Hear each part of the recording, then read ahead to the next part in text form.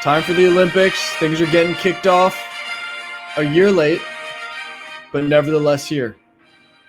And it gets started with the road race. And that couldn't be anything more than we could hope for. So we're going to break it down. Break down the preview. What could we expect? This is the end of the reign of Golden Greg Van Avermaet, who won the 2016 edition in Rio on a long, hot, sweaty day. Guess what, folks? Not going to look too different here in Tokyo, land of the rising sun. And what we can look forward to is nearly 5,000 meters of climbing. We'll break down the parkour. Reminder, after 5 years with the golden helmet, Greg Van Avermaet will likely take off the golden helmet. It will go to somebody new. That 2016 edition, second place, Jakob Fuglsang, somebody who is in the race, could be a competitor for the title, but hasn't been in great form, as we saw in the Tour. And then Rafał Majka, who will be riding with his Polish compatriots. So great to see them back. So this is how we'll do it. Look at the parkour. We will look at who the favorites are, talk a little bit about the teams, and some musings about how we think it's all going to go. And look, this thing is getting cracking right after things start. I mean, I feel we just finished the Tour de France, and I'm late to put together the preview show. This thing's ready to pop off. So first thing, a look at the parkour. We got a long one. It's 234 kilometers, a bunch of climbing, and a punchy little uphill finish.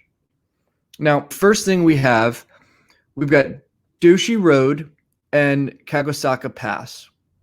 Now, that climb, those climbs are relatively flat. The Doshi Road climb is long, but it's not at a very high percentage grade. You've got kickers at Kagosaki Pass and the end of Doshi Road, however.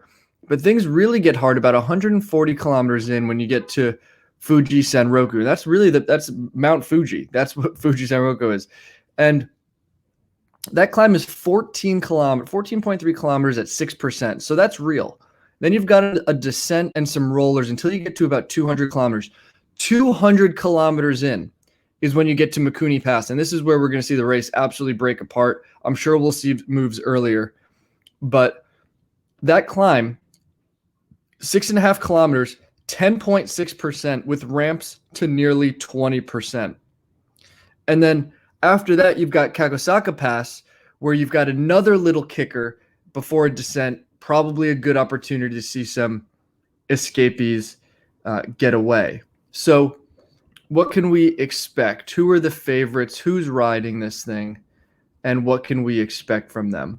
Well, on paper, we've got top 5 favorites: Tadej Pogačar, Primož Roglič, Wout van Aert, Remco Evenepoel, and Alejandro Valverde. Now, the odds vary widely. I mean, Pog is 4-1 favorite, and you got Alejandro at 16-1. Also in the same odds are João Almeida and Mike Wood. Now, this is these things are moving, so those are likely to change. But I'm going to go through a little bit of the teams and what to think about. Now, it's just mind-boggling to think of how soon this thing's happening after the Tour de France. And it reminds me last year heading to Imola for the World Championships, just a week after the conclusion of the Tour de France. What was really interesting to me was that 9 out of the top 10 riders in Worlds, in Imola, rode in the Tour de France. So there was a big question of, did the Tour ride your legs out of contention, or does having those miles in them actually help you? Last year, only Michael Matthews broke into the top 10, having not ridden the Tour de France. So I thought that was really interesting. Actually, maybe it was 2. I don't think Fuglsang rode the Tour last year. So we'll see if that plays out again. Now, we've had a lot of people taking a long time to prepare solely for this Olympic race, and so we'll look at them as well. But we've got a couple notable teams. First, Belgium. of course, reigning champion Greg Van Avermaet, Wout van Aert, Remco Evenepoel, Tish Benoot, and Mary van Stevenot. And look, Wout van Aert won the double ascension in Mont Ventoux. He won a bunch sprint on the Champs-Élysées, and he won the individual time trial on stage 20. He is coming in great form. He has improved over the last few weeks of the Tour de France, and he is absolutely out to win this race. However, I mean, have we seen Wout van Aert win a mountain stage in the main bunch? No, of course not. Have we seen Remco do that? No. So it'd be really interesting to see how Belgium plays their hand, because could Remco Evenepoel win this? You know what? Absolutely. Everyone's counting him out because of how he performed in the Giro. But look, he fell off after a week. He was having a great first half, and he's coming back from a crazy injury, and then he's taken months to solely prepare for this. This is a former world silver medalist of the individual time trial and Mr. Perfect of 2020, having won every race that he entered. So yes, he's absolutely got a shot. Now, Belgium, their main rider is Wout. They're going for Wout. So it will be interesting to see how they play that. My guess, you see somebody like Remco get out in front. You have to imagine there's going to be some attacks early here, and you're going to see a bunch form in front, and it's going to be a chase to bring him back. That's my guess. I can't imagine that there's not. And there's a lot of guys who from that could be successful. And you look at a guy like Remco, if he's in that bunch, he can ride people off his wheel. Remember when he went 40K solo time trial style, and people like Jakob Fuglsang couldn't even pull him back, and that's how he won the Tour of Poland. He could absolutely do that from a select group of escapees in the finale and take it over that on the punchy finish. And that would leave Wout to mark the moves of other leaders. Presumably, we're going to have Pog and Rog riding together on the Slovenian team. And that could set him up for all he has to do. All Wout needs to do is maintain contact as they go over that steep Mikuni Pass. Because he could ride to the, or even keep it close, because then he could bring it back on the descent. And I wouldn't want to go against him in a bunch sprint. So, Wout van Aert and Remco, really interesting. Would be really interesting to see how Belgium pulls this off. Now, look at the Colombian squad. Nairo Quintana, Rigo Uren, Higuita, Esteban Chavez, Danny Martinez. Nairo, out. Rigo, his legs absolutely imploded on him in the final week of the Tour de France.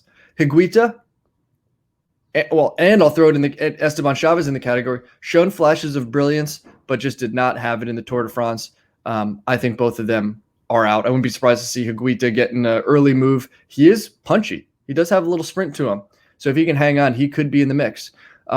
My favorite out of the Colombian crew, Danny Martinez. Danny looked absolutely incredible in the Giro, working solely in support of Egan Bernal. And then he's been out preparing for this. He absolutely has a shot. I'd expect him to hang with the best of them into the finale from the main bunch. France, Remy Cavagna, Cosnefroy, David Gaudu, Guillaume Martin, Kelly Elizondo.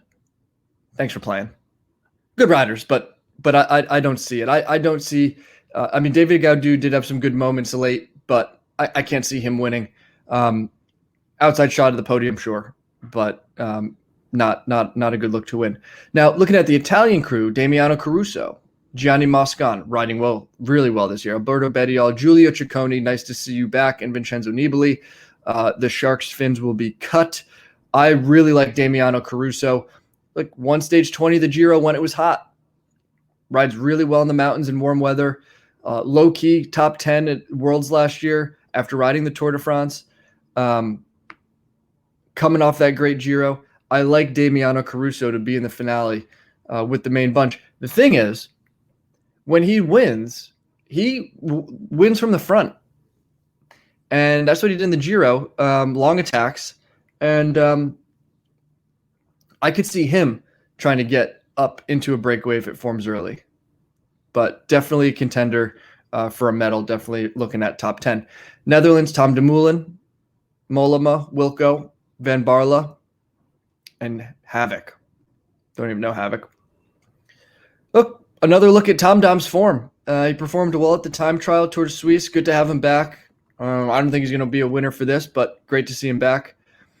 And then for Spain, Alejandro Valverde. Wouldn't it just be incredible to see him be the reigning Olympic champion? He'd have to race back here when he's 60 to defend his title.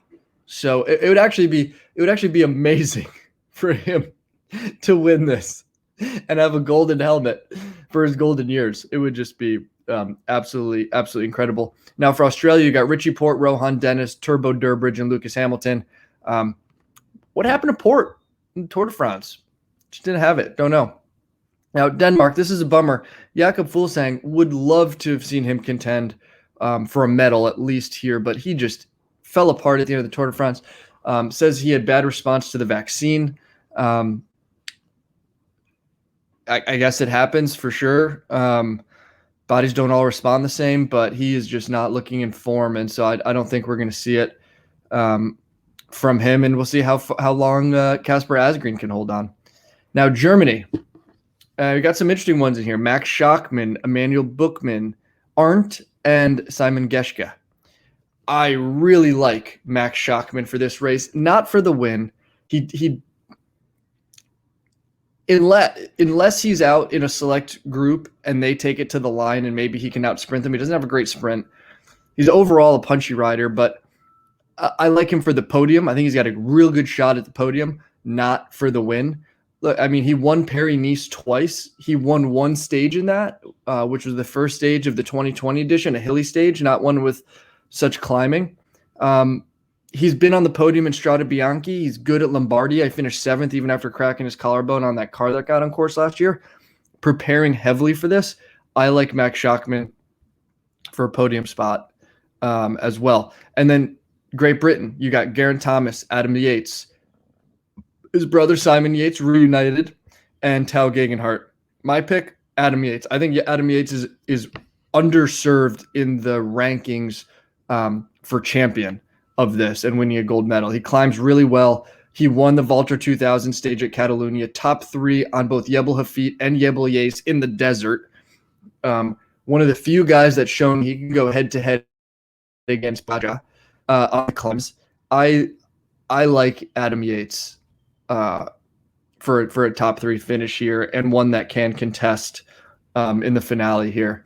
And then, of course, Slovenia, Roglic and Pogačar. Look, they've got Pog and Rog, the top 2 favorites. I don't see it that way. I'm going to completely dismiss Roglic in this just because of the extent of his injuries and what it took out of him and the lack of sharpness he'll have after a couple of days off the bike, recovering from that injury. It does make a difference. And I'm going to naively say that's going to take him out of it. He's going to have to ride for Pog, and Roglic won't contend for the win in the end. Now, is that probably stupid of me? That's kind of feels like what I did after Wout van Aert after he had a slow first week and then came back and absolutely torched the rest of it. So please don't do that to me, Primo. Although if you do, I wouldn't be upset about it. Now, next, Switzerland. Strong team, Hershey, Kung, Michael Schär, Gino Mader. Who's got a shot at this? Probably best shot being Gino Mader. One in the Tour de Suisse, one in the Giro. Remember his form early in the season when he got pipped by Primož Roglic in Paris-Nice. But I think it depends on tactics. I think Mader's got a good shot if he gets away, but he's going to have trouble doing it from the main bunch. So we'll see. Now, there are some teams with less riders. We got Woods in Canada, team of 3. Struggles on the descents. Didn't really show he had it consistently in the Tour de France. I don't think he's going to show well here. Same with Dan Martin. Didn't ride particularly well throughout the Tour de France. Alexei Lutsenko, outside shot. Why not? Definitely going to contend for top 10. He was there the whole Tour de France, riding as consistently as we've ever seen in his entire life. Now, question mark, Russia, Alexander Vlasov. Is he riding? Is he not? I was looking at his Instagram. It looks like he's home still. He's writing love letters to his girlfriend. Love to see it. But solid on Campo Felice, solid on the climbing stages, 2nd overall at Paris-Nice, 3rd at Lombardia last year. I wouldn't sleep on this guy if we could get him in there. He's also there with Sivakov and Zakharin. Sivakov, always high promise, but hasn't executed on the delivery end, so we're not going to give him the nod. A lot of countries with just one or two riders. I mean, look at Ecuador. Richie Carapaz, expect him to be thereabouts. And then Portugal just sending João Almeida and Nelson Oliveira. João Almeida, a really good tempo rider. I think he's going to struggle when we look at the pass that he's going to be up against at 200 Ks in, that Mikuni pass where you've got 10% average and ramps of 17%. He struggles with that. So I think that might be his undoing. See if he can catch up on the descent. So it's all to play for. And it's going to depend on a couple things. Can a really potent bunch get away and force Belgium or Roglic and the Slovenians to pace, or maybe some of these other teams with enough guys if they're still available? I mean, I have to imagine you get to Mikuni Pass, we're already going to see Greg Van Avermaet out the back. So race tactic wise, the separation between escapees, when they go, and the main bunch, and then who can handle the pincher of Mikuni Pass. We're going to see a lot of guys' days end pretty early on there, from both falling out the back and guys on the attack. So look for a lot of action there. Actually, you probably don't really need to turn the TV on until that point, but I'm not going to tell people how to spend their day. And then, how will the riders who rode in the Tour de France perform? Last year, like I said, I think 2 guys out of the top 10 didn't ride the Tour de France. And that was Fuglsang and Michael Matthews, the only 2 guys in the top 10 at Worlds, being a week after the Tour de France, to make it to the top 10. So advantage was to those guys who actually rode the Tour. Those miles did help. So how's it going to play out? We don't know. My favorites, Pogačar, Adam Yates, Wout, Vlasov if he rides, and then I like Caruso and Carapaz. I think they're all there with stuff to play for, as well as I mentioned, Max Schachmann. Now that's way more than can fit on the podium, but I'd like to see and expect to see at least 2 of those names on the podium, unless something absolutely crazy happens. And Pog's my favorite. So let's see if we can get Pog he can wear the polka dot jersey, the yellow jersey, the white jersey, the golden helmet, and then let's see if he competes for the World Championships, TBD. And again, sad. I think we got a couple guys missing from this race. Jonas Vingegaard, the only guy to put Pogačar into bother in the Tour de France. Would wish to see him here. If we don't see Vlasov, I think that's a miss. And then, of course, Egan Bernal. Best climber and Strade Bianche 3rd this year. It's very rare to see somebody do that, and would have loved to see him out there. So a bit surprised we're missing a couple really heavy hitters out there that could actually contest for the win, but it's going to be an awesome ride nonetheless. The guys that are out there are posting all over the place. They're excited. We're excited, and enjoy. Special treat for everybody. And hopefully we'll break it down. I'll actually be in Greece on vacation. I'm not sure if we got internet. If we do, I'll throw a pod on. If not, I'll enjoy some umbrella drinks and be thinking of you all. So till then, thanks for listening to the Tour Breakaway. Give a subscribe, follow along, and let me know what you think, because this is a fun one and we only see it every 4 years. So enjoy in Tokyo.